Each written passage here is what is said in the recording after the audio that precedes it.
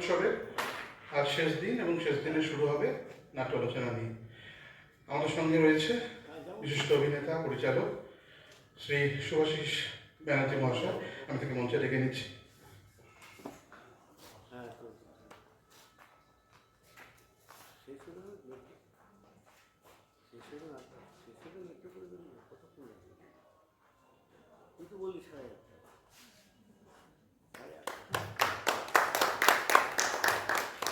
সঙ্গে রয়েছেন আরও একজন অভিনেতা পরিচালক বাচিক শিল্পী শ্রী সুশান্ত মজুমদার মহাশয়।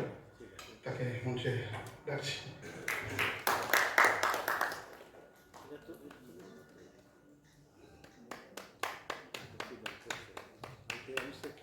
আমাদের আরো একজন অভিনেত্রী, এখন অভিনেত্রী একসঙ্গে বলতে হয়, কেন আর এখন শুধু ব্যাটসম্যান বলা চলে না। তো তিনি মঞ্চে রয়েছেন, অভিনয় করতে করতে উনি আমাদের সঙ্গে যোগ দেবেন। তার আগে আমরা একটু বরণ করে নিচ্ছি আমাদের দলেরই সদস্যা রিনি গাঙ্গুলি শুভাশিস ব্যানার্জি মহাশয়কে। বলতে বলতেই আমাদের মধ্যে উপস্থিত হয়েছেন আমাদের আরও একজন শিল্পী শ্রীমতী নন্দিতা মুখার্জি মহাশয়। ওনাকে মঞ্চে রেখে নিচ্ছি।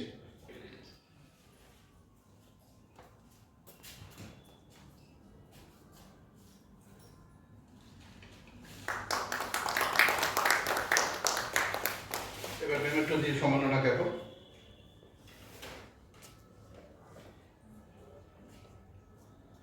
এবার সুশান্ত মজুমদার মহাশয়কে বরণ করে নিচ্ছে রিনি গঙ্গোপাধ্যায়।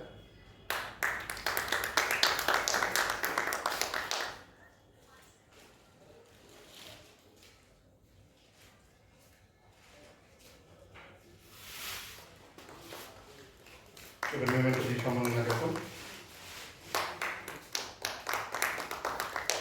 আমাদের মধ্যে ইতিমধ্যে উপস্থিত হয়েছে বিশিষ্ট অভিনেত্রী এবং পরিচালিকা শ্রীমতী নন্দিতা মুখার্জি মহাশয়। ওনাকে আমরা মেমেন্টো দিয়ে বরণ করে নিচ্ছি। পরে উত্তরে দিয়ে বরণ করছে আমাদের দলের সদস্যা রিনি গঙ্গোপাধ্যায়।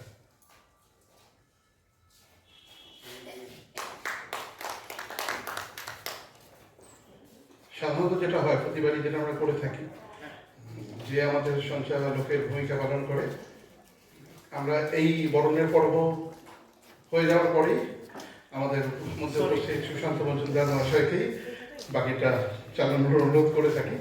এবারও সেটার থেকে মুক্তি নেই। তবু তার আগে আমার একটা কথা, মানে আমাদের যে তিনজন বসে রয়েছে তিনজনকেই আমি আমাদের নাটকের বাইরেও নানা কথা আমি জিজ্ঞাসা করি। তো শুভাশিসদার সঙ্গে আমার আগের দিনও কথা হয়েছে। আমাদের যে এই আজকের আলোচনার বিষয়বস্তু, দর্শকের জন্য নাটক, নাটকের জন্য দর্শক, এই নিয়ে এমনি কথা হচ্ছিল। এটা আমার ব্যক্তিগত প্রশ্ন, আমার হাজার প্রশ্ন থাকে। আমি মাঝে মাঝে শুভাশিসদাকে জিজ্ঞাসা করি এটা কি ওটা কি। তো যে কারণে এই বিষয়বস্তু এসছে, আমরা তো নিয়মিত নাটক দেখিও। তো আমরা দেখেছি আমাদের নাট্য উৎসব চলাকালীন কোনো একটু নাটকের বিষয়বস্তু একটু শক্ত হলেই দর্শক এরকম তীর্যক মন্তব্য আমাদের করে গেছে, আমরা তো অত পড়াশোনা জানি না, আমাদের মাথার ওপর দিয়ে গেল। তো আমাদের এই এবারে যে ক্যাচ লাইন, সেটা কিন্তু তার উপর বেস করি যে মানে আমরা ধরুন আমরা আমাদের নিজেদের মতো করে নাটক করলাম, আমরা নিজেরা স্যাটিসফাইড হলাম, কিন্তু দর্শক কি স্যাটিসফ্যাকশন পেল? সেই জায়গা থেকে দাঁড়িয়ে আমাদের এই আজকের আলোচনার বিষয়। বাকিটা তো ওনারা বলবেন। আমি সুশান্ত মজুমদার মহাশয়কে এবার মঞ্চ চালানোর দায়িত্ব দিচ্ছি। ধন্যবাদ সুশান্ত এবং রঙ্গব্যঙ্গ সবাইকে। আলোচনার বিষয় যেটা আর কি, দর্শকের জন্য থিয়েটারের জন্য দর্শক, মূল আলোচনায় চলে যাই। তারপরেও বলবো আমরা কিভাবে কি ভাবছি, চিন্তা করছি এরকম। তো প্রথমে শুভাশিসদাকে বলতে বলছি। শুভাশিসদা।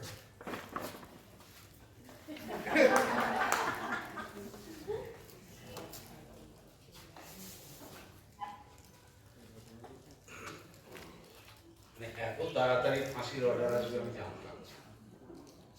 আমি ভাবলাম বাবুয়া বলবে, কিছুক্ষণ শুনবো এবং তার থেকে আবার বলতে আরম্ভ করবো। তা হলো না। আসলে আমি একটু সবার মনের কথা মতন করে বলি। প্রথম কেউ তো ভাবেনি যে আমি মানুষের সামনে গিয়ে দাঁড়াবো, ইত্যাদি করবো। প্রথমে সকলেই আমরা ভাবি আমি অভিনয় করবো, আমি নাটক করব। এই নাটক করব এই ইচ্ছেটা দাঁড়ায়। তখনও কিন্তু আমার কাছে দাঁড়ায়নি যে নাটক করব, কত মানুষ আসবে, কত মানুষ দেখবে, কি নাটক করব। আসলে আমাদের তো ওই রামায়ণ মহাভারত ইত্যাদি নিয়ে ছোটবেলায় তীর্ধনুক তৈরি করে, কাঠিতে তীর্ধনুক তৈরি করে হা হা হা হা করে খাটের ওপর কিছুক্ষণ মাকে অশান্তিতে ফেলে দিয়ে নাচতে নাচতে নাটক করা। তো এই এই বালিশগুলোকে মারপিট করছি, বালিশগুলোই আমার সৈন্য হচ্ছে, আবার অপোজিশনের সৈন্য হচ্ছে। এই করতে করতে করতে করতে আমরা আসি, এবং তারপরে একটা লোক দেখায় আমার স্কুল। প্রত্যেকেরই জীবনে এরকম ভাবেই হয়তো এগিয়ে এসছি আমরা নাটকের মধ্যে। তখন ভাবিনি যে এর মধ্যে আবার কোনো বিষয়বস্তু তৈরি করতে হবে, বিষয়বস্তু ভাবতে হবে, বা বিষয়বস্তুকে নিয়ে আলোচনা করতে হবে। আমরা ভাবিনি, না ভেবে ভেবে এতদূর অব্দি এসছি। কাউকে ভাবতে হয়নি, কাউকে ভাবতে হয়নি যে দর্শককে কিভাবে নিয়ে আসবো, কারণ দর্শক তার মধ্যে দিয়েই যাপন করত। দর্শক নাটক দেখতে চাইতো, জলজান্ত মানুষগুলোকে দেখতে চাইতো, এবং তার মধ্যে দর্শক কখনো ভাবতো না যে অমুক ধরনের নাটক হলো, তমুক ধরনের, তাহলে তো কোনোদিন স্পার্টাকাস হতে পারতো না, গ্যালিলিও হতে পারতো না, কোনোদিনই হতে পারতো না। তাহলে তাদের মধ্যে ভিড় হতো না, টিকিট বিক্রি হতো না। শুধুই কি কোন কোন মানুষরা করছে তাই জন্য আসতো? গ্যালিলিওটা দেখবার জন্য আসতো। তার সঙ্গে হয়তো যুক্ত হতো কারা করছে, অডিপাউস কে করছে, এরকম ভাবে যুক্ত হতো মানুষের নাম। প্রথমে নাটকের নাম যুক্ত হতো, পরে নাটকের সঙ্গে মানুষগুলোর নাম যুক্ত হতো, দলের নাম যুক্ত হতো। তো সেইখান থেকে দাঁড়িয়ে যদি দেখি যে তাহলে আমি কাদের জন্য নাটক করছি, নাটকটা করছি, তারা আসছে, এটা একটা সরল সমীকরণের মতন যদি ভাবি, তা ভাবতেই পারি। কারণ আমি তো নাটকটা যখন করতে আরম্ভ করলাম, যখন মঞ্চ আমাকে দিতে পারলো, পাড়ার ঘরেই হোক বা এরকম এরকম জায়গায় মঞ্চ হোক, বা মঞ্চ ভাড়া করেই হোক, আমাকে যখন মঞ্চ পেতে লাগলাম, তখন মঞ্চের সামনের দিকে এক সারি চেয়ার পাতা থাকে, সেই চেয়ারগুলো ভরার দায়িত্ব পেলাম।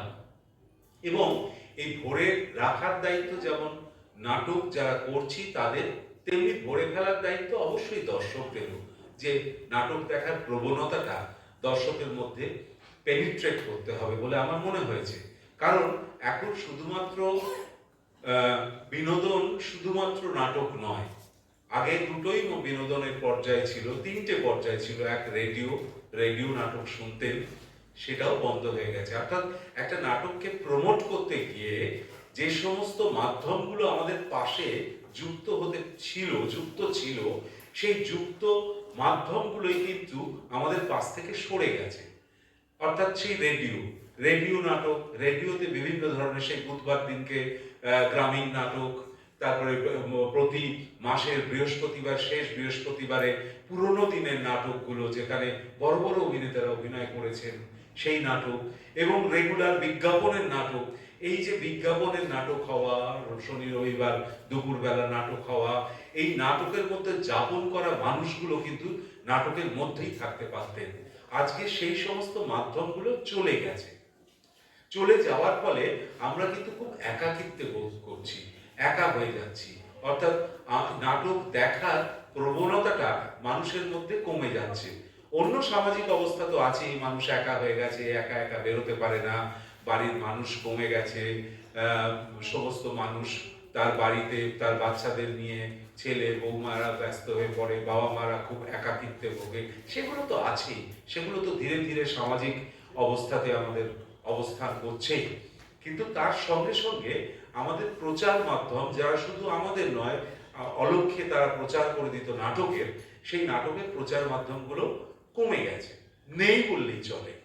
এই নেই এর জগতে আজকে আমরা এসে পড়েছি। তখন একটা প্রশ্ন সুশান্তদের আসতেই পারে, বা রঙ্গব্যঙ্গর আসতেই পারে, যে আমি নাটক করছি কাদের জন্য?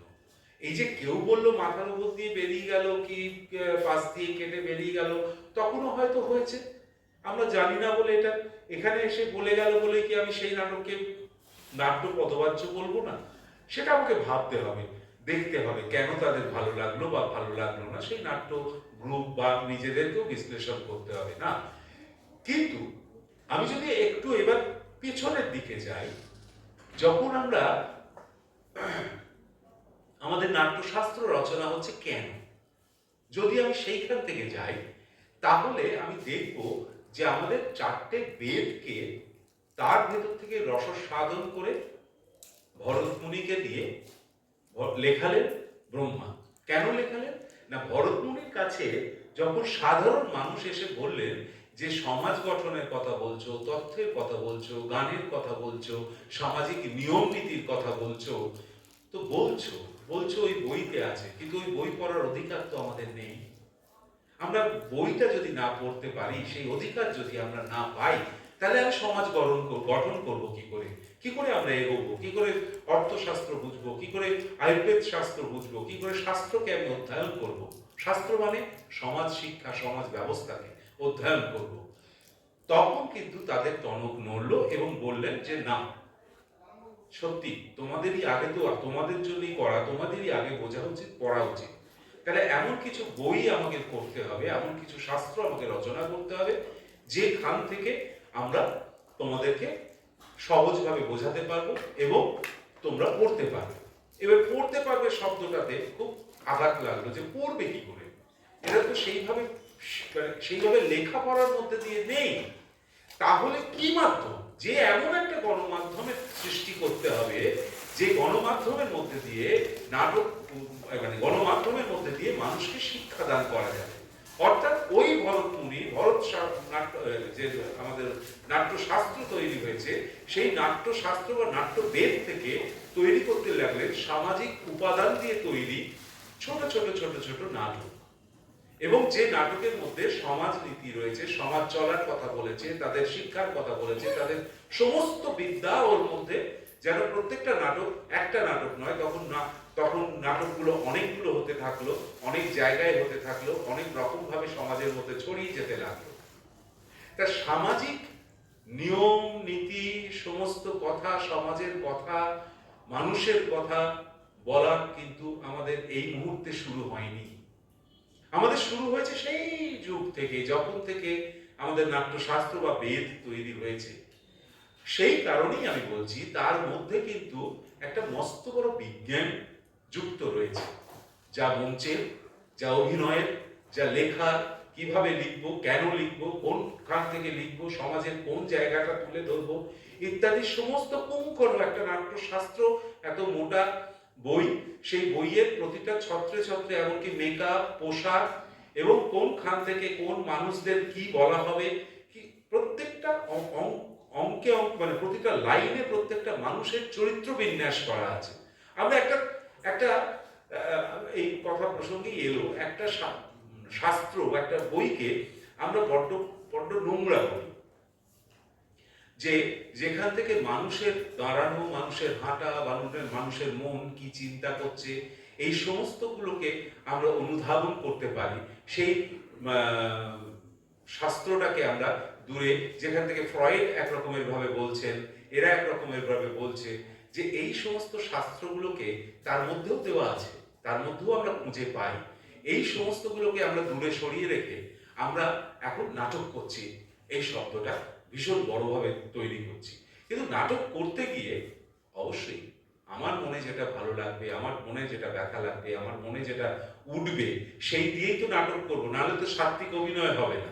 অর্থাৎ কিছু চাপিয়ে দিয়ে তো কখনো সাত্ত্বিক অভিনয় আমরা চাইতে পারি না।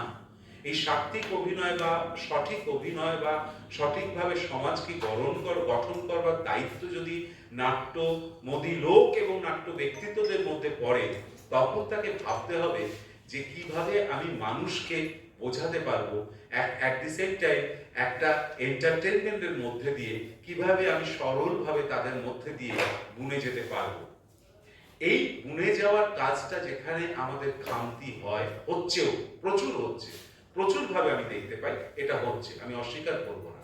সেই পালিশ করা, সেই জায়গাটায় সেইভাবে পড়াশুনো করে সেই শাস্ত্র, বা তার পরবর্তীকালে অনেকেই সেই শাস্ত্রকে নিয়ে ব্যাখ্যা করেছেন, তাদের ব্যাখ্যাগুলোকে নিয়ে যদি আমি এগোতে পারি, তাহলে কিন্তু এই প্রশ্নগুলো আর থাকে না। কারণ মানুষ যখন, আমি বিশ্বাস করি, এটা আমার ব্যক্তিগত কথা, মানুষ যখন এই এই স্টেজটার সামনে বসেন, মানুষ যখন দেখতে আরম্ভ করেন, মানুষ তার মধ্যে ইনভলভ হন তাকে খুঁজে পাওয়ার জন্য, তার দুঃখ, তার দেখা, তার সমস্যা, তার আন্দোলন, তার সমস্ত কিছুকে ওই নাটকটার মধ্যে খুঁজে পাওয়ার চেষ্টা করেন।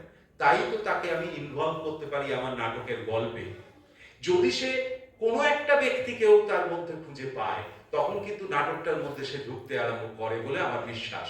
সেই খুঁজে পাওয়ার জন্য আমারও দায়িত্ব যেরকম তাকে খুঁজতে দেওয়া, অর্থাৎ আমার দায়িত্ব শুধু নাটক লিখে ফেললাম বা নাটক করে ফেললাম তা নয়। আমার দায়িত্ব আমি যে সমাজের মধ্যে নাটকটাকে দেখাবো, যে মানুষগুলোর মধ্যে নাটকটাকে আমি নিয়ে যাওয়ার চেষ্টা করছি, সেই মানুষগুলোর দুঃখ বেদনা, সেই মানুষগুলোর কথা, সেই মানুষগুলোর সমস্ত চাওয়া পাওয়াগুলো যেন আমার নাটকের মধ্যে স্থান পায়। প্রতি মুহূর্তে যেন সে নিজেকে নাটকের মধ্যে একটা অংশীদার বলে মানে। যদি সে অংশীদার বলে না মানে, সে কিন্তু বলবে মাথার উপর দিয়ে, কানের পেছন দিয়ে, আমার পিঠের মধ্যে ধাক্কা দিয়ে চলে গেল, কারণ সে ওর মধ্যে ঢুকতে পারছে না। কঠিন বলে নয়, অর্থাৎ সে তাকে খুঁজে পাচ্ছে না। আমি যদি উল্টো ভাবে ভাবি, কঠিন নাটক করেছি নয়, নাটক কেন কঠিন হবে? বাংলা ভাষায় নাটক করেছি, বাংলা ভাষায় শোনাচ্ছি, কঠিন নয়। অর্থাৎ সে ওর মধ্যে ঢুকতে চাইছে না, কারণ সেও তার মধ্যে খুঁজে পায়নি। অর্থাৎ সেই যে মানুষটা বলেছে, আমার কাছে সেই মানুষটাই মহান। যে মানুষটা বলে গেল মাথার উপর দিয়ে বেরিয়ে গেছে, অর্থাৎ তাকে আমাকে কাল্টিভেট করতে হবে। আমি নাটকটাকে নয়, তাকে কাল্টিভেট করতে হবে যে সে কেন বলল। দাঁড়ান, আপনি আমার মহান লোক, দাঁড়ান, কেন বেরোলো আপনার মাথার উপর দিয়ে? কোনটা বোঝেননি? কেন বোঝেননি? কি করলে হতো বলুন তো? আপনার চাওয়াটা কি? এই চাওয়াটা যদি আমি পেয়ে যাই, তাহলে আমি কালকে কিন্তু ওর চাওয়াটা ওই নাটকের মধ্যে স্থান দিতে পারবো, কি পরের নাটকে স্থান দিতে পারবো, তখন আমি ভাবতে পারবো। তখন ওই এসে পিঠ চাপে দিয়ে বলবে, এই তো সেই লোক। আমি যখন এটা বড্ড নিজের পিঠ চাপড়ানো হয়ে যাচ্ছে, কিন্তু তবু বলি, খোরাক বলে একটা নাটক করতাম। যে খোরাকটা তো মানুষকে খোরাক করা, মানুষকে বিভিন্নভাবে আমরা প্রত্যেক সময় কিছু না কিছু কথা বলে তাকে তার পেছনে লাগি। তার পদবি ধরে হোক, তার চলা ধরে হোক, তার অঙ্গের কোনো ক্ষতিকারক দিক থেকে হোক, এই যে খোরাক করি, এই খোরাকটা আমি বেশ কিছু বছর আগে যে ব্যাংকের এক কর্মচারী তার সতীর্থদের গুলি করে মেরেছিল, এই খবর রটেছিল, সে অ্যারেস্ট হয়েছিল।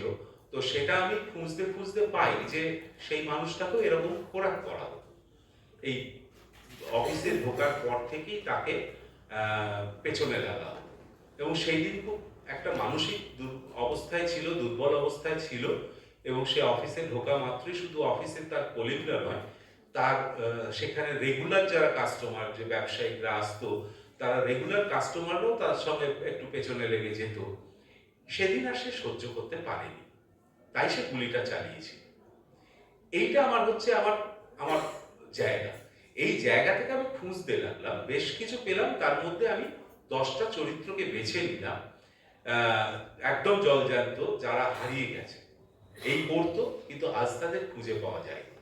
কিন্তু আমি সবসময় প্রশ্ন করেছি যে সুনীলের মতো তার হাতে বন্দুক থাকলে সে কি করতো?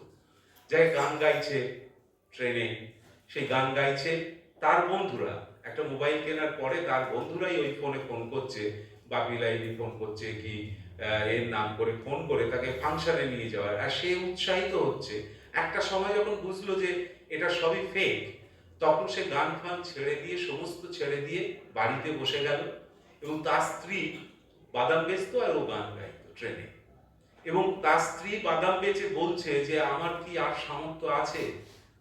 ওই মানুষটা তো বসে গেছে, আমার একা বাদাম বেচার পয়সায় আর কতদিন সংসারটা চালাবো? এই একটা মানুষ একদম হারিয়ে গেল, কেউ খোঁজ নিল না। তেমনি একজন ছোটখাটো মানুষ রোজ ট্রেনে উঠতো, এই খোকা অমুক তমুক বলে ট্রোল করতো, একটা কামরা থেকে কামরা বদল করতো, কিন্তু শান্তিপুর থেকে আস্তে আস্তে একদিন হঠাৎই সে আসলো না। এই যে হারিয়ে গেল, তার পেছনে লাগলো। এরকম করতে করতে এই চরিত্রগুলো এগোচ্ছে। তো আমি যেখানে গেছি সেখানে একটা জায়গায় তো রীতিমতো ঘিরে ধরলো। আমি ভাবলাম যে গেল, আমার শেষ মারবে। কিন্তু তা নয়, তারা এসে ক্ষমা চাইলো। তারাও রোজ রাত্রি 2টো নয়, 1টা নয়, 1:30টা নয়, সে এক পাড়ার ডাক্তারবাবুকে ফোন করে ওরা এই মজাটা করে। ডাক্তারবাবুকে কল দেয়, ডাক্তারবাবু রাত্রিবেলা ঘুম থেকে উঠে আলো জ্বালান, ওরা হাসতে হাসতে বাড়ি চলে যায়। এবং ক্ষমা চাইলো যে আর আমরা জীবনে করবো না। অর্থাৎ তাদের জীবনের মধ্যে কিছুটা আমি ঢুকতে পেরেছি, এটা আমার কাছে একটা পুরস্কার স্বরূপ। এরকম যেখানেই এই নাটকটা হয়েছে কেউ না কেউ কোনো না কোনো গল্পের সঙ্গে সে লিঙ্ক করতে পেরেছে এবং তারা সেই ক্ষমাটা চাইছে বা নিজে এসে বলছে, জানেন তো আমরাও এরকম করি। আমি বললাম আমরাও তো করি নিজেদের মধ্যে, কিন্তু এত ভয়ঙ্কর হয়ে ওঠে না। যাই হোক, তো এইটাই বলছি যে আমরা যখন নাটকটা করতে যাই তখন একটা নাটক পাই যখন, তখন কিন্তু আমরা ভাবি না যে শুধুমাত্র আমার দলের 15 জন বা 22 জন বা 21 জনের ভালো লাগাটাই শেষ কথা নয়। আমরা ভাবতে হবে আমি কোথায় কোথায় করতে পারবো এই নাটকটা, আমি কাদের মধ্যে নিয়ে যেতে পারবো এই নাটকটা। সেই নাটকটা নিয়ে যাওয়ার একটা ভাবনাটা কোথায় আমরা একটু সরে গেছি। আমার বিশ্বাস যে এই ভাবনাটার মধ্যে যদি আবার আমরা যাপন করি, যেমন আজকে একটা নাটকের শ্রেণী বন্ধ হয়ে গেছে, যেটা আমরা বলতাম যে থিয়েটার পাড়ার নাটক, অর্থাৎ হাতিবাগান চত্বরে একটা গলি রয়েছে যেখানে পর পর পর পর নাটকের জায়গা ছিল এবং বৃহস্পতিবার বা শনি রবিবার ওই রাস্তা দিয়ে সাইকেল কেন নিজে হেঁটেও যাওয়া যেত না, এত ভিড় হতো। কিন্তু সেখানেও তো অনেক অনেক রকমের নাটক হয়েছে, সেখানে ফেরা হয়েছে, সেখানে বিলকিস বেগম হয়েছে, সেখানে তোমার কি বলে আরো রঙ্গনা থিয়েটারে যে নাটকগুলো হতো অঘটন হয়েছে। তো সেই নাটকগুলো তো অনেক কিছু বক্তব্য তার মধ্যে আছে। আমি যে নাটকগুলো বললাম তার নাটকগুলো পুরোপুরি যদি দেখা যায় তার মধ্যে কি কোনো বক্তব্য নেই? আছে। কিন্তু সেই সেই নাটকগুলো আছে, কিন্তু তার মধ্যে নাটকীয়তা রয়েছে, এন্টারটেনমেন্টের যে সমস্ত জিনিস কোনো অতিরঞ্জিত না হলেও সেইগুলো থাকছে। থাকতে থাকতে তার মধ্যে দিয়ে নিজেদের সামাজিক অবস্থানগুলো বলার চেষ্টা করছে এবং তার মধ্যে রেখে দিয়েছে। যারা এইগুলো বুঝবে, যার জন্যই বলে যে আমাদের যখন তখন 15 টাকা ছিল সামনের রো, তারপরে ছিল কম টাকার জায়গা ছিল। এই 15 টাকায় জজ ব্যারিস্টাররা হয়তো সেই মানে বুঝবে, কিন্তু ওই তারপরের রো থেকে যারা আসতো, হল ভর্তি করতো বাসে করে এসে বা দূর দূরান্ত থেকে এসে, তারা কিন্তু পুরো এন্টারটেইন হয়ে তারপরে বাড়ি ফিরতো। তাদের এত ভাবনার দরকার নেই ভেতরে গুঁড়ো তথ্য কি আছে, রস কি আছে, কি বৃত্তান্ত, তারা খুঁজে পেত নিজেদেরকে। অর্থাৎ একটা নাটকের মধ্যে যদি চলন এরম হয়, তাহলে সব শ্রেণীর মানুষকে আমি কিন্তু এর মধ্যে থাকবার একটা জায়গা দিতে পারছি বা পারবো, বা আগামী দিনে আমার বিশ্বাস পারবো। দ্বিতীয় যেটা জায়গা হচ্ছে, এইবার পাড়ার পেছনে আমি যেটা বললাম প্রথম দিকে, যে আমার গণমাধ্যমের একটা জায়গা যেখানে মানুষকে উদ্বুদ্ধ করতো নাটক দেখার জন্য। আমরাও অনেক নাটককে বিবিধ ভারতীতে আমরা ভয়েসের কাজ করেছি, যে নাটকগুলো পরে এসছে বা যাত্রা পরে এসছে।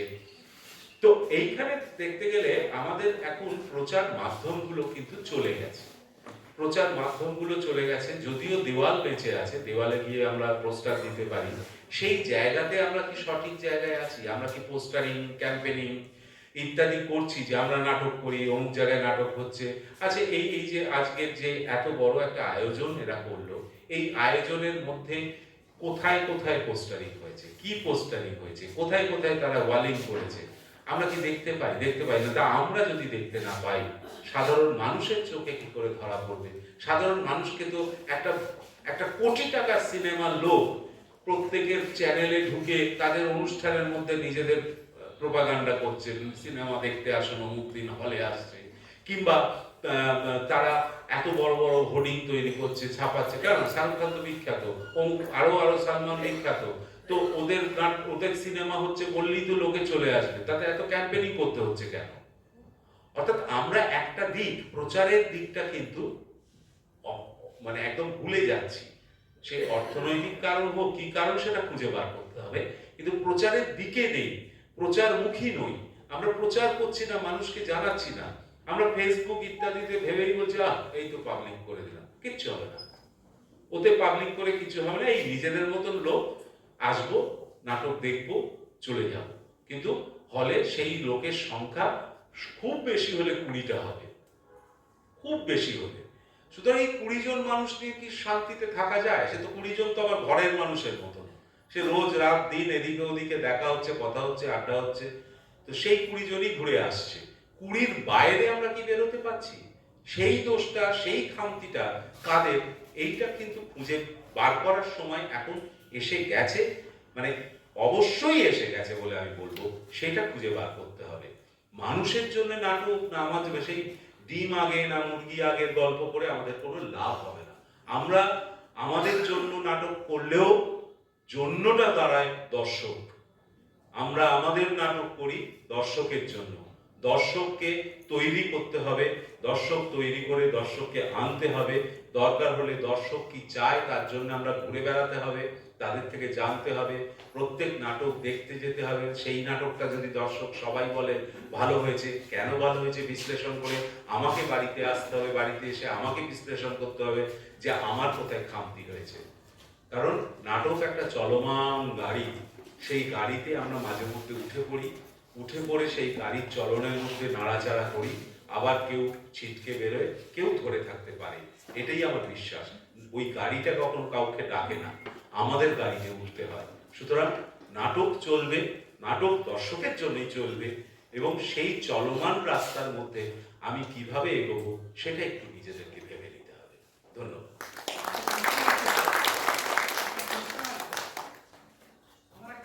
হ্যাঁ বলুন। ষাটের দশক থেকে শুরু করে 84-85 সাল পর্যন্ত নাটকের একটা বিপুল জনসমাগম আমরা লক্ষ্য করেছি এবং এ ব্যাপারে ইতিহাসে লিখিতও হয়েছে। তারপর থেকে এই সমাবেশটা ক্রমশ অবক্ষয়ের পথে গেছে এবং এখন মানুষের নাটক বললে উদ্বেলিত হয় না। কেন হয় না? যদি না হয় তার কারণটা কি যদি একটু বলেন। হ্যাঁ, সে অ্যাকচুয়ালি ঘটনা কি, বেশ কয়েকটা জায়গা আমার মনে হয়েছে একটু ছুঁয়ে গেছি, তবু বলি যে সেই সময় যে বললাম না যে নাটকের একটা যাপন করার অভ্যেসটা আমাদের তৈরি করে দিয়েছিল অনেক দিন। আরেকটা জিনিস হতো, এই কথা দিয়ে আমি প্রসঙ্গতে বলি যে আরেকটা জিনিস হতো, প্রত্যেকটা পাড়ায় ছোট্ট মাঠ কি বড় মাঠ, ছোট্ট জায়গা কি বড় জায়গা, প্রত্যেক জায়গায় সারা শীতকাল ভর একটা নাটকের কম্পিটিশন নামক জিনিস হতো, এবং সেখানে পশ্চিমবঙ্গের বিভিন্ন জায়গা থেকে বিভিন্ন দল খুব ক্রস ওভার করতো, যার ফলে এই দলেদের মধ্যেও একটা ভাব ভালোবাসা তৈরি হয়েছিল, ইন্টারাকশন তৈরি হয়েছিল, যার ফলে তারাই খবর দিতে, এই ওই জায়গায় হচ্ছে যাবি, এই যে খবর দেওয়া, সেখানে কিন্তু অর্থনৈতিক সমস্যা বা কিছু নেই, সেখানে হয়তো 50 টাকা দিয়ে বা 100 টাকা দিয়ে ফর্ম ফিল আপ করেই নাটকটা করা যেত। নাটক করার ক্ষেত্রটাও তখন অনেকগুলো হয়ে থাকতো। নাটক করার ক্ষেত্র শুধু এই মুক্তাঙ্গন, তপন ইত্যাদিতে বাধা থাকতো না, ফলে সেই ছোট ছোট দলগুলো তাদের ভালো ভালো নাটক, আমি ভাগ্যক্রমে পরের দিকে ইউনিভার্সিটিতে থাকাকালীন বা তারপরেও বেশ কিছু জায়গায় আমাকে ওই জজিয়তি করতে যেতে হতো, খারাপ কাজ, সেই খারাপ কাজটা করতে যেতে হতো। তো ফলে আমি আমার ভাগ্যে জুটেছিল প্রচুর নাটক দেখা। এই নাটক দেখতে গিয়ে দেখেছি কোনো অংশে তারা কম করছেন না, এবং বেশ বোঝা যাচ্ছে তারা খুব ঘরোয়া মানুষ, খুব ঘরোয়া মানুষ, তাদের ঘাড়ে পাউডার জোটেনি, তারা একদম সেই নিজেরা বয়ে নিয়ে এসে সেট করছে, সেট করে ভালো ভালো নাটক মানুষের সামনে তুলে ধরার চেষ্টা করছেন। এই নাটক হওয়ার না একটা বেশ গমগমে, শীতকাল পড়া মানে এখন যেমন আমরা প্রমাণ করার চেষ্টা করি ফিল্ম ফেস্টিভ্যালে যাব বা ওই বুক ফেয়ারে গেছি কিনা, এবার সেইটা নিয়ে আমার স্ট্যাটাস বিল্ড আপ করি, সেইখানে কিন্তু নাটকটা বিভিন্ন জায়গায় হবে, এবং বিভিন্ন পাড়ার লোক যারা পেট্রন বা পাড়ার মানুষই তো পেট্রন হয়ে দাঁড়ায় সেই নাট্য অনুষ্ঠানের মধ্যে, তারা কিন্তু বেশ জমজমাটি ভাবে দেখতো, এবং তারাও একটা নাম্বারিং করতো যে তাদের মনে কোন নাম্বারটা ঠিক হয়েছে। একটা উৎসব তৈরি হতো সারা শীতকাল ভর। এই জিনিসটা কমে গেল মানে মাইনাস হয়ে গেল, রাজনৈতিক কারণের মধ্যে ঢুকতে লাগলো।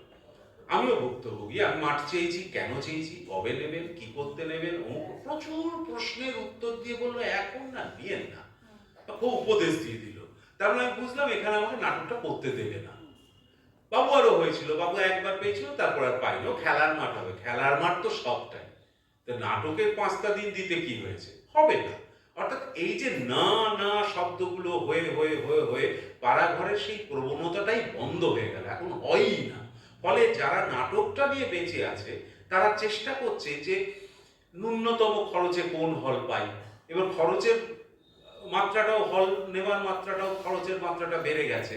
ফলে ওই যে জোয়ারটা ছিল, সেই জোয়ারটা আস্তে আস্তে ফিকে হয়ে গেল করতে না পারার জন্য। এই নয় আমরা সহজে একটা লিখিতভাবে বলে দিই ওই টিভি এসে সব সর্বনাশ করে দিল, না, কোনো কেউ এসে কারোর জিনিসকে সর্বনাশ করতে পারে না। অর্থাৎ সর্বনাশটা হতে ছিল, তার মধ্যে ও একটা অজুহাত হলো। কারণ আমি যদি চালিয়েই যাই, তাহলে তো 3 দিনের জন্য মানুষগুলো উপসী বেড়ালের মতন বসে থাকবে যে কবে নাটক হবে। আমি বলছি যে আমি যখন ফেস্টিভ্যাল করলাম, আমি প্রত্যেকের বাড়ি বাড়ি, আমার বাড়ি হচ্ছে টালিগঞ্জে, এবং সেইখানে একটি নিরঞ্জন সদন নামক হল আছে। সেই নিরঞ্জন সদনের আশপাশে আমরা করলাম কি, চলো আমরা প্রত্যেকের বাড়িতে লিফলেট দিয়ে আসি। আমাদের সব গ্রুপের 15 জন বেরোতাম, হিসেব করে বেরিয়ে 4 জায়গায় ছড়িয়ে দিয়ে আসতাম। এবারে কি হলো, যেটা আমি বললাম যে যখন বাড়িতে মানুষ একা হয়ে যায়, তখন তাকে হাত ধরে নিয়ে যাওয়ার লোক কমে যায়।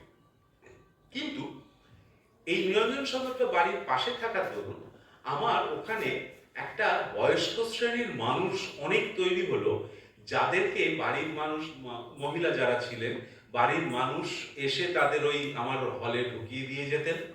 তারা দেখতেন, 3টে নাটক, 2টো নাটক, যেদিন যেরকম ছিল পুরোটা দেখতেন। আবার নাটক শেষ হলে সেখান থেকে তাদের জন্য আমার একটা আলাদা বসার জায়গা, যাতে পাখা টাকার জায়গায় বসার জায়গা আলাদা আমি করে দিতে বাধ্য হলাম তাদের আশার তাগিদে। এবং তারাও পরপর জিজ্ঞেস করতে লাগলো, বাবা হবে তো?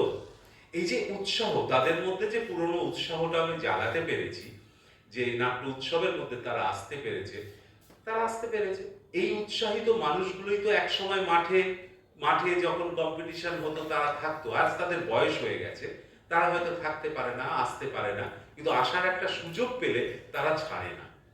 এই পাশে, ঘরের পাশে মাঠগুলোতে যদি নাটক উৎসবগুলো বা নাটকের কম্পিটিশনগুলো যেভাবেই বলুন না কেন, সেইভাবে যদি আরম্ভ থাকতো এবং চলমান অবস্থাতে থাকতো, তাহলে আমার বিশ্বাস নাটকের এই দুর্দশা হতো না। আজকে বন্ধ হয়ে যাচ্ছে, মাঠ পাচ্ছে না, মাঠে কাজ করতে দেওয়া হচ্ছে না, তাই হলমুখী হচ্ছে। হলগুলো তো বাড়ির পাশে নয়, হলগুলো বাড়ির থেকে অনেক দূরে। অনেক মানুষ বাড়িবন্দী হয়ে গেছে শুধুমাত্র বাড়ির পাশে কিছু হচ্ছে না বলে। বাড়ির পাশে মেলা হলে কিন্তু নাতনি বা নাতির হাত ধরে ঠাকুমা দিদিমারা বের হয়ে, আমরা বের করতে পারছি না, কারণ আমাদের হলগুলো তাদের বাড়ি থেকে অনেক দূরে হয়ে গেছে। বোধহয় এইটাই আমার কাছে মনে হয়। ধন্যবাদ।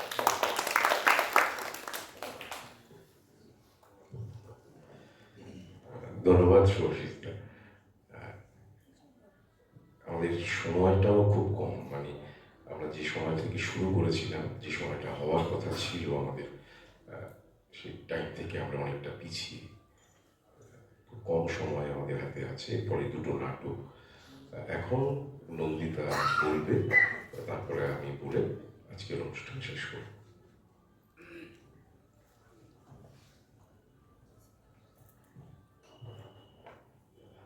প্রথমে বলি, এই মঞ্চে আমাকে রঙ্গব্যঙ্গ থেকে বা সুশান্তদা বারবার সেমিনারে বলেন, কিন্তু তার কতটা যোগ্যতা আমার আছে আমি জানি না, কিন্তু ওনারা বলেন, তাই সেই ডাকে আমি আসি। কারণ যেখানে সুভাষিসদা বা বাবুয়াদা থাকেন, তার পাশে বসে বলার মতো অত যোগ্যতা আমার এখনো হয়েছে বলে আমার মনে হয় না। তবু তাদের ডাকে আসি আমি। অনেক অনেক ধন্যবাদ তাদের সকলকে। আর সুভাষ আজকে মানে ভীষণ একটা অস্বস্তি হচ্ছিল, কারণ দাদা এসে বসে আছেন দাদারা, আর আমি মানে সময় মতো আসতে পারছি না, কিন্তু আমার আজকে শো ছিল, তাই আমি নিরুপায় ছিলাম, তাই সবার আগে হচ্ছে দাদার কাছে ক্ষমা চাইছি, বাবুদার কাছে, কারণ এটা আমার খুব খারাপ লাগে। আমার হচ্ছে সময় মানে সময়, হ্যাঁ, পৌঁছতেই হবে। এবার সেখানে যখন আজকে আমি দেখছি মানে শো শেষ হওয়ার পর অনেকটা টাইম চলে গেছে, ভীষণ খারাপ লাগছিল, কিন্তু কিছু করার ছিল না, শোটা দেরি হয়েছে। আর মূল কথাতে যাই, দাদা অনেক কথাই বলে দিয়েছেন। সত্যি নাটকের জার্নি হচ্ছে একটা চলমান গাড়ি, যে গাড়ি করে আমরা চলতে থাকি। আমারও মনে হয় কেউ ছিটকে যায়, কেউ হয়তো তাতে চলতেই থাকি। আর নাটক, যেটা আমার ব্যক্তিগত মনে হয়, যেমন আমরা সহজ কথায় বলতে পারি না যে ধর্মের জন্য মানুষ না মানুষের জন্য ধর্ম। আমার কাছে কোথাও মনে হয় মানুষের জন্য ধর্মটা ঠিক সেরকমই। কারণ মানুষ আজকে দেখুন, আমি যখন কোনো মনের খারাপ লাগা, ভালো লাগা, সেটা কেউ মন্দিরে যায়, কেউ আমরা চার্চে যাই, কেউ আল্লাহর কাছে যাই মনের শান্তি পাওয়ার জন্য। আর আমাদের শিল্পীরা, যারা আমরা অভিনয়কে ভালোবাসি, তারা বোধহয় আমরা এটাকে আঁকড়ে ধরেই আনন্দ পাই, এটাই আমাদের ভালো লাগা। এবং আমরা যা কিছু নাটকে তৈরি করি তা যদি দর্শকের কাছে ঠিকভাবে আমরা উপস্থাপনা করতে পারি, দর্শকের ভালো লাগে, তখনই কিন্তু আমাদের সেই ভালো লাগাটা পূরণ হয়। তাই দুক্ষেত্রেই আমরা কিন্তু এটা বলতেই পারি যে আমাদের শিল্পীদের শিল্প সত্তা সেটা খুব সোজা কথায় যেই মঞ্চটাকে আঁকড়ে ধরে। আমরা যতই দেখি ক্যামেরা, যতই দেখি সিনেমা, কিন্তু যারা আমরা সত্যি অভিনয়কে ভালোবাসি, এটা আমার ব্যক্তিগত মতামত, মঞ্চে যখন উঠি তার অভিব্যক্তি, তার ভালো লাগাটাই একটা আলাদা। আর যখন দর্শকের হাততালি, দর্শকের ভালো লাগা, আমি যখন অনেক ছোট ছিলাম মঞ্চে উঠতাম, দাদা এক্ষুনি বলছিলেন, কিন্তু আমি কিন্তু সত্যি উঠে না ভাবতাম অনেক দর্শক হয়েছে, আমাকে তাহলে হচ্ছে ভালো লাগলে হাততালি দেবে, এটা আমার কাছে একটা বিশাল, আজও আমার কাছে এটা একটা বিশাল পাওনা। তাই আমি বলবো থিয়েটার দর্শকের জন্য, দর্শকের ভালো লাগা কোথায়। আর কোনো সময় যদি এরকম হয় যে ভালো লাগছে না, তাহলে বুঝতে হবে কিছু জায়গা হয়তো আমাদেরও ভুল আছে, হয়তো আমরা সেই জায়গায় পৌঁছতে পারিনি তাদের কাছে, হয়তো ঠিকঠাক তৈরি করতে পারছি না। তাই দুক্ষেত্রেই এভাবে আমি বেশি সময় দীর্ঘ করবো না, কারণ পরে অনেক নাটক এমনি দেরি হয়ে গেছে। সেটা হচ্ছে আমার মনে হচ্ছে দুক্ষেত্রেই, একটা হচ্ছে আমাদের শিল্পীদের ক্ষেত্রে এই মঞ্চ ভীষণ ভালোবাসার জায়গা, থিয়েটার, নাটক, যেটা নিয়ে আমরা মানে থাকি।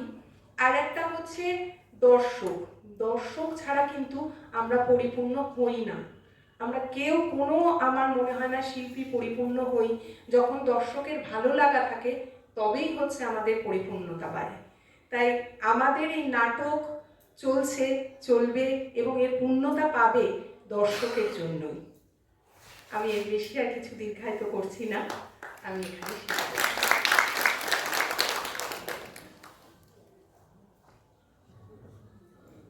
ধন্যবাদ নন্দিতা। আমি দু চারটি কথা বলে তারপরে আমাদের এই আজকের এই সেমিনার, আসলে এই সেমিনারটা করার উদ্দেশ্য হচ্ছে যে কোনো আমাদের ধরনের যে নাট্য উৎসবগুলো হয়, তার উদ্দেশ্য হচ্ছে নাটক নিয়ে, থিয়েটার নিয়ে মানুষের কাছে পৌঁছে দেওয়ার প্রধান এবং উদ্দেশ্যটা কি, এটা নিয়ে দু চারটি কথা আমরা সকলেই বলি, মানে বলা থাকে আর কি। আজকের যে বিষয়টা সেটা হচ্ছে যে আমাদের ওই থিয়েটারের জন্য দর্শক না দর্শকের জন্য থিয়েটার, এটা নিয়ে কোনো প্রশ্ন নেই, উত্তরও নেই, উত্তর একটাই, সেটা হচ্ছে যারা আমরা থিয়েটার করি, যারা মঞ্চে অভিনয় করি, তাদের প্রাণ কেন্দ্র থাকে দর্শকের মধ্যে। দর্শক হচ্ছে আমাদের সেই প্রাণ কেন্দ্র। এটা নিয়ে কোনো বিকল্প ভাবনা, বিকল্প চিন্তা কিচ্ছু নেই। আস্তে আস্তে দেখা যায়, মানে আমাদের অভিজ্ঞতা বলছে যে আস্তে আস্তে থিয়েটারের দর্শক কমছে। এই দাদা একটু আগে একটা প্রশ্ন করলেন, খুব ভালো, যে 60 এবং 70-এর দশকে যে থিয়েটারের দর্শক হতো, থিয়েটার নিয়ে যে উন্মাদনা ছিল, সেই উন্মাদনা এখন আর দেখা যাচ্ছে না। কেন? সুভাষিসদা কিছু কারণ বলেছে, আমাদেরও কিছু কারণ আছে। একটা কথা আমরা প্রায়শই বলে থাকি বা বলিও, যে সন্তানের বাবা মা শিক্ষিত তার সন্তান শিক্ষিত হয়। ব্যতিক্রম আছে, অন্যতম আছে। ধরে নিই আমরা, যার বাবা মা, যে সন্তানের বাবা মা পড়াশুনো করে, বই পড়ে, নাটক দেখে, গল্প বলে, তার সন্তান গল্প করবে, বই পড়বে, নাটক দেখবে। এটা আমরা ধরে নিতে পারি, ব্যতিক্রম আছে। আমাদের চিন্তা ভাবনাটা আস্তে আস্তে কোথায় যেন মোবাইলের রিলের মধ্যে চলে গেছে। ঠাকাস ঠাকাস ঠাকাস ঠাকাস ঠাকাস। 1 সেকেন্ড সময় দিই না আমরা আমাদের চিন্তা ভাবনাকে, আমরা আমরা আমাদের স্থায়িত্বটাকে আমরা শুধু ঠাকাস ঠাকাসে পরিণত করছি। দোষটা কারণ নয়, দোষটা কারণ নয়। আমরা কি এটাকে অস্বীকার করতে পারি? আমরা এই নেটের জগৎটাকে অস্বীকার করতে পারবো?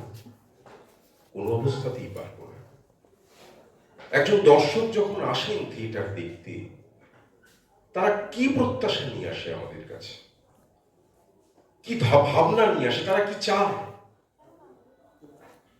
তারা কি মেসেজ চায়, তারা কি ডিজাইন চায়, তারা কি অভিনয় চায়, কি নিতে আসে, কি নিয়ে তারা বাড়ি ফেরে? উদাহরণ আছে। একটি নাটক হাসিয়ে কাঁদিয়ে ভাসিয়ে দিল, দর্শক জড়িয়ে ধরল। আসলে কি সেই দর্শকটা কিছু পেল? ভাবনার বিষয়। একটু আগে সুশান্ত বলছিল যে এমন এমন নাটক তৈরি হয় যে আমাদের মাথার উপর দিয়ে চলে যায়। দোষ তার নয়। আসলে আমরা একটা সমাজ থেকে আসি, একটা শ্রেণী থেকে আসি, একটা রাজনৈতিক অবস্থান থেকে আসি, একটা সময় থেকে আসি। যদি আমি সেই সময়টা ধরতে না পারি, যদি তার সমাজ, তার রাজনৈতিক অবস্থান, তার অর্থনৈতিক অবস্থান যদি আমরা ধরতে না পারি, তাহলে থিয়েটার করার উদ্দেশ্য বৃথা। উন্নত করতে হবে তো আমাদের, দোষটা আমাদের, দর্শকের নয়। আমরা উন্নত করতে পারি, আমাদের উন্নতিতে কোথাও খামতি আছে, অবশ্যই আছে। আমি যদি দর্শকের ভাগ ধরে নিই, এখন এই সময় দাঁড়িয়ে একটা ওটিটির দর্শক, একটা সিরিয়ালের দর্শক, একটা নাটকের দর্শক, যদি এই 3টে ভাগ আমরা করে নিই, আমি ঘরে বসে ওটিটিতে দেখছি অপূর্ব অপূর্ব সব গল্প, কি তার সিনক্রোনাইজ, কি তার কোরিওগ্রাফ, কি তার সিনেমাটোগ্রাফ আমাকে মুগ্ধ করছে। আমি ঘরে বসে সেটা দেখতে পাচ্ছি। আর যারা সিরিয়ালের দোষ দেয়, সুভাষিতা বলছিল যারা সিরিয়ালের জন্য আমাদের নাটক ক্ষতি হচ্ছে, না,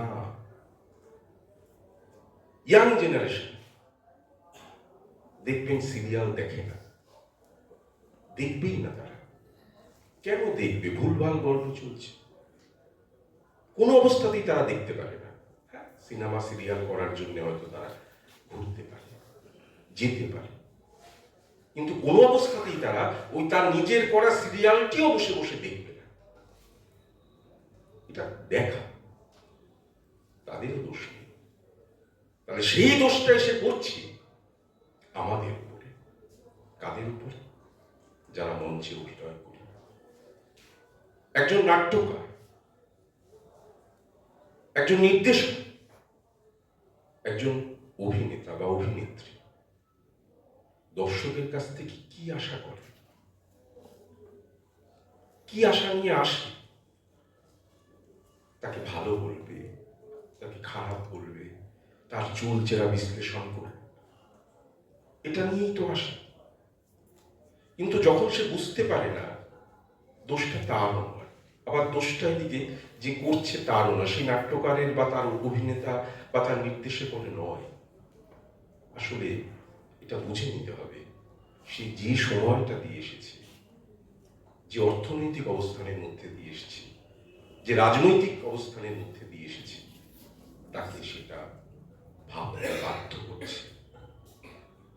এই বোধটা বোধহয় আমাদের জাগ্রত করতে হবে। কোন বোধ? একটা ভালো চরিত্র নির্মাণ করা, একটা ভালো গল্পকে নির্মাণ করা, একটা ভালো অভিনয় নির্মাণ করা, সবকিছু মিলিয়ে একটা ভালো থিয়েটার তৈরি করা। দর্শক আমাদের প্রাণ কেন্দ্র। দর্শকের উপরে কিছু হয় না। আজকের বলুন, যারা একটু বয়স্ক আছে, যারা 80 বা 90-এর দশক, সেই সময় যারা অভিনয় করতেন, সেই সময় যারা তরুণ, ধরে নেওয়া যায় তাদের বয়স 20, 22, 25, আজকে তাদের বয়স হবে হয়তো 60, 55, 70, তারা আজকের সাহিত্যে নেই। দেখুন কেন নেই। আসলে আমরাও তাদের দিতে পারছি না, আমরাই পারছি না, বোঝাতে পারছি না, পৌঁছতে পারছি না। দোষটা আমাদের। অনেক অনেক অভাব অভিযোগ থাকে, প্রচন্ড প্রতিকূলতা। একটা থিয়েটার তৈরি করা মানে, একটা থিয়েটার নির্মাণ করা মানে তার পেছনে যে কি অজস্র পরিশ্রম, কি প্রচন্ড খাটুনি, তার ম্যানেজ করা, প্রথমত অর্থ, তারপরে তার লোকবল, তারপরে তার ওই এটা হবে সেটা হবে, মঞ্চসজ্জা, সবটা মিলিয়ে যে পরিমাণ একটা মানে ধকল নিতে হয়, এটা যারা বাইরের দর্শক, শুধুমাত্র দর্শক, তাদের ধারণার বাইরে। যারা বোধ সম্পন্ন মানুষ, যাদের ভেতরে বোধ রয়েছে, তারা খানিকটা হলেও বুঝতে পারবেন দর্শকের ক্যাটাগরি হচ্ছে। কোনো দর্শকই আমাদের দ্বারা পথনাটক হচ্ছে, পথনাটকে আমি আমি আমি তার সে কোনোদিন নাটক দেখেনি, দাঁড়িয়ে পড়লো, দেখতে দাঁড়িয়ে পড়লো, ও কিন্তু আমার দর্শক, সবাই আমার দর্শক। আসলে ওই দর্শকের ভাগ বারবার কোন সময়, কোন প্রেক্ষাপট, তার অবস্থান, এটা নিয়ে, তার মানসিক অবস্থান নিয়ে সে থিয়েটারটা যখন দেখতে আসে, তার ভেতরে এগুলো প্লে করে, আমাদেরও করে। আমরা যখন নাটক নির্মাণ করি, আমার একটা রাজনৈতিক ভাবনা আছে, আমার একটা অর্থনৈতিক ভাবনা আছে, আমার একটা সামাজিক ভাবনা আছে। আমি সেই ভাবনা থেকেই আমার থিয়েটারটা নির্মাণ করব, আমি ওর বাইরে যেতে পারবো না। এটা আমার ভাবনা। যে নাটক লেখে তার একটা দর্শন আছে, তার একটা সামাজিক অবস্থান আছে, সেই অবস্থান থেকে সে নাটকটা লেখে, সময়কে দাবি রেখে, সময়ের দাবিতে তার থিয়েটার নির্মাণ হয়। আজকে আমরা বাধ্য হচ্ছি পুরনো নাটকগুলোকে ফিরিয়ে আনতে। আজকে উৎপল দত্তের কল্লোল হয়, ব্যারিকেড হয়, টিনের তলোয়ার হয়, কত সালে লেখা, কত বছর আগে লেখা। গিরিশ কার্নাডের নাটক হচ্ছে। তাহলে কি আমাদের যে কাজকর্ম, আমাদের যে লেখার হার, আমাদের যে সময়, সেই সময়ের দাবিকে আমরা সামনে রেখে কিছু করতে পারছি না? হয়তো তাই। না হলে কেন আমাদের সেই নাটকগুলোর কাছে বারবার পৌঁছে যেতে হয়, যে নাটকগুলো এক সময় তোলপাড় করে দিয়েছিল সারা পশ্চিমবঙ্গকে, সারা ভারতবর্ষকে। সবটা মিলিয়েই তো আমাদের থিয়েটার।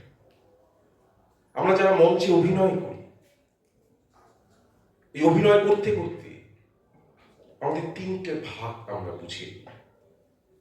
একটা হচ্ছে মঞ্চ, একটা হচ্ছে স্পেস, এই সামনের স্পেসটা, আর হচ্ছে দর্শক। আমরা এখানে হাসি, কাঁদি, গল্প করি, দর্শকের মাথার ভেতরে আঘাত করতে থাকি, হৃদয়ে আঘাত করতে থাকি।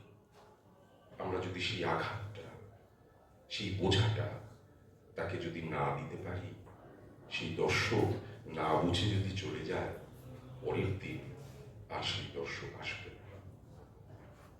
সহজ সরল নাটক বুঝতে পারছে না, কঠিন নাটক বুঝতে পারছে না, তাহলে কি দেখছি, আমরা কি করছি? এই বোঝা, এটা একটা পরীক্ষা, একটা নিরীক্ষণ, এটা আমাদের চলতে থাকে। অভাব, অভিযোগ, সব সব সব সব সব সব আছে। এই সবটা মিলিয়েই হচ্ছে আমাদের থিয়েটার। শেষে একটা কবিতার কথা মনে পড়ছে, যেটা বলি, এটা না বললে বোধ হয় এই কথাগুলোর মানেই থাকবে না। তখনও ট্রেনের কিছু দেরি আছে দেখে আমি বিরক্ত হয়েছি। মিথ্যে এত ছোটাছুটি, রিক্সাওয়ালাটার কাছে খুচরো পয়সা নেওয়াই হলো না। তখনও ট্রেনের কিছু দেরি ছিল, তাই আমি মাস্টার মাস্টার নালিশ লেখার খাতা দাও বলে তার আপিসে ঢুকেছি। বিশাল খাতার মধ্যে দ্রুত লিখে ফেলি, কেন যে ট্রেনেরা রোজ দেরি করে আসে, ক্ষতি হয়। শুধু এই শূন্য গ্যালারির মতো রুলটানা কাগজ, অথচ এসেছে মাত্র কটি মৃদু কথা এক কোণে, ক্ষতি হয়। ভেবে একটু লজ্জিত হলাম। আসলে নালিশ ছিল যথেষ্ট জোরালো। রেল কর্তৃপক্ষ কিংবা বিধাতা, সমাজ, রাজনীতি, জীবিকা, বন্ধুত্ব সবকিছুর বিরুদ্ধে ছিল বিষম বিক্ষোভ। অথচ কলম খুললে হিংসা চলে যায়। মনে হয় ক্ষতি যা হবার তা তো হয়েই গেছে। ক্ষতি হলো খুব। নষ্ট সময়ের স্তূপ ভেঙে তবু শব্দ আসে তা। একেবারে না আসার চেয়ে সে কি ভালো নয়? বিশাল খাতাটা পড়ে থাকে, দেরি করে যে এসেছে, ইচ্ছে করে ভালোবাসি তাকে। আসলে আমাদের যখন অত অভাব, অভিযোগ, শূন্যতা, যখন আমাকে কিছু বলতে বলা হবে, যখন আমাকে কিছু লিখতে দেওয়া হবে, তখন আমি না খুব বেশি লিখতে পারবো না। শুধু একটা কথাই লিখতে পারবো, বড্ড ক্ষতি হয়। অথচ অনেক অনেক কথা বলা, অনেক অনেক অভিযোগ নিয়ে থাকা আমাদের, একটাই কথা, বড় ক্ষতি হয়। ধন্যবাদ, ভালো থাকবেন।